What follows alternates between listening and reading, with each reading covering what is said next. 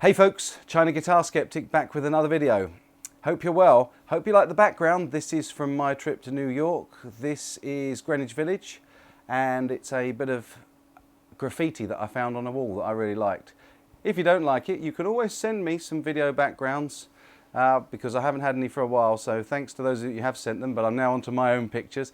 Reason for it being New York City, just as an American theme really. I know I've got a lot of American viewers. Hi to all my subscribers over there in the States. And actually this is one for you because I had a comment on my unboxing of Mitzi, the Chibson fake that I bought. From a guy called the Lonesome Toad, who said that he got two confiscated through Chicago Customs. Now I'd heard that this was a problem, so I got in touch with the Lonesome Toad, a great guy called Greg Tolman, who incidentally, go and see his channel, The Lonesome Toad. He's got a great voice, he does recordings and he really does sing beautifully, and so it's worth a look. Anyway, got in touch with him and said, if this is real, can you send me some substantive evidence so that I can share it with my viewers? And he has done that, exactly that. And what I've done, in the link down below, I've sent you a short URL code to look at these yourselves. But there is a notice of seizure or notice of removal from the US Department of Homeland Security, which I'll briefly read the pertinent points for you. Shipment contained items or an item that was determined to be illegal importation. US Customs and Border Protection has the responsibility to intercept and seize illegal items when they're attempted to be brought into the United States. And it was under the illegal articles part, counterfeit items. The important parts at the bottom, he's not blanked it out on the copy sent to me, but I've blacked out the case number on that. But you can look at that at the links down below.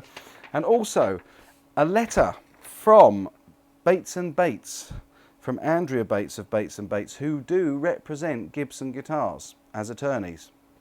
And there's a letter to him on the 20th of November last year saying, attempt to purchase counterfeit guitars bearing Gibson trademarks. It says, Dear Mr. Tolman, we represent Gibson Guitar Corp. Gibson owns exclusive trademark rights for the make word of Gibson and Les Paul. In addition, owns trademarks to the Les Paul design body, the dove wing peg head, and the bell-shaped truss for use with string instruments. All of the Gibson trademarks have been registered in the US for at least 5 years, making them incontestable. In addition to registration, Gibson has been using these trademarks on its musical instruments for an extended period of time, some almost 90 years. Recently, we discovered that you have attempted to purchase counterfeit guitars bearing identical marks. Yada, yada, yada. Anyway, the important part for those of you interested, specifically that calls for a penalty of either fine up to $2 million or imprisonment up to 10 years for a person who intentionally traffics or attempts to conspire to traffic in goods, services, knowingly uses counterfeit marks on or in connection with such goods or services. I hereby demand that you immediately cease and desist from future attempts to import counterfeit goods bearing Gibson trademarks. And it goes on just to ask for details of where he bought it. So, it's true. I do believe it. There is evidence, and I've posted the evidence down below on those links. And I have to say, we get what we deserve, and I have said for a long, long time that we shouldn't be importing these trademark infringing guitars.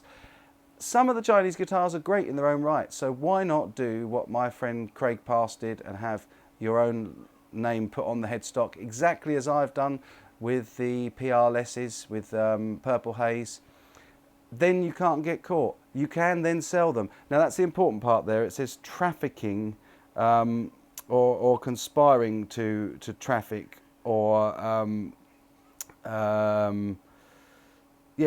trafficking basically is buying to sell on.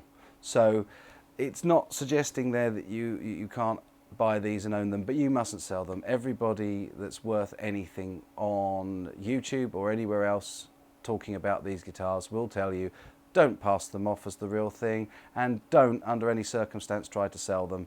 None of us agree with that. These are project guitars, a bit of fun. They all need work, extensive work to do them up, and that's why we buy them, for a bit of fun to do them up. So yeah, it is true. So if you are likely to ship through Chicago, you could get your Chibson fake guitars seized and destroyed, and get this sort of letter from Bates and Bates, Gibson's attorneys at law, and you could be prosecuted. So I hope this has helped. I'm sorry it's not great news for those of you who do want to get your guitars through Chicago. If you have any more stories or anything else that you can add to this debate, please let me know, and also post in the comments down below.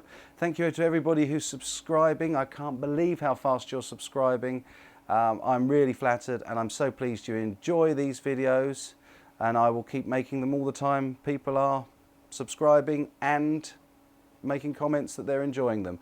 Also, don't forget to go up and subscribe to my Milton Guitars channel, where we're going to avoid this whole problem by creating a brand new prototype guitar of our own, which you can buy perfectly legally, which you can sell perfectly legally, and will have nothing on them identifying them other than Milton Guitars. So I hope you'll join me in that. I hope you will avoid ripping off brands, American-made brand guitars, and I hope that you've enjoyed this. It's been informative. Take care and rock on.